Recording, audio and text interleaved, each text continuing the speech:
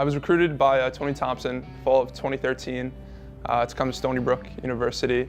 They had me playing defensive line and long snapper, which I preferred to play at the time. And the semester went great. For me, towards the end of the semester, my dad started getting sick, so I made the decision to head back home and spend some time with my family. Unfortunately, my father passed away, and then, when I felt it was the right time, I came back to the organization and I asked them, would they be welcoming if I rejoined the team, and they were totally understanding and arms wide open about having me back, which meant a lot to me and showed me the class act that everyone in this organization has, from Coach P to the higher ups. But what I did notice when I rejoined the team in 2015 was a complete atmosphere change from the players and even the higher ups. It felt to me more like a family, more like something I wanted to be a part of.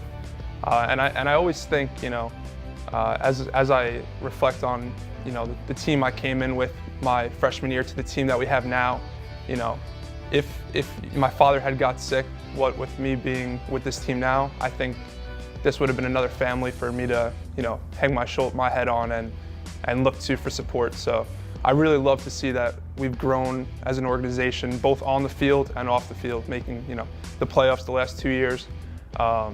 So that was important for me when I came back and had that as well.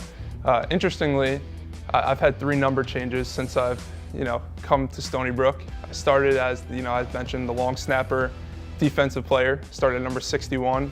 When I came back after my year off, they had me as number 92, and then recently that changed to O-line to number 79. So it's been interesting, but it's been a fun journey, and just to see how each aspect of the game, from special teams to defense to offense, it's giving you a perspective on, me personally, it's given me a perspective on what it's like to be at each one of those positions.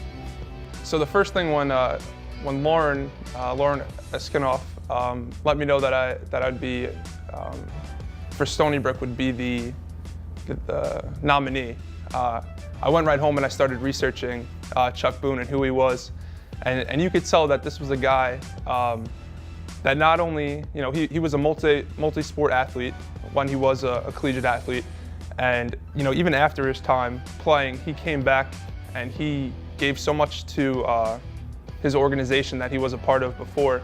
So you could see that he had a true love for the game, and just being that support for that organization afterwards.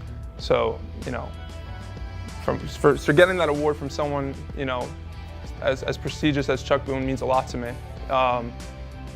What it meant even more to me was being nominated by my academic advisor Lauren, having the support from Coach P and Sean Hilbron. I found out that at the meeting, Sean was very an advocate for everything I've done here, and really it showed me how much respect they have for me, and the respect, of course, is mutual for them as well. So I'm honored to be seen at that stage, and it does mean a lot to me and my family. Now, when I was younger, I had I went into a coma for a while, and after I got it's called acute disseminated encephalomyelitis. Ever since then, I was always fascinated with the brain, and when I got to Stony Brook, I had an opportunity to join a research lab and be a part of that.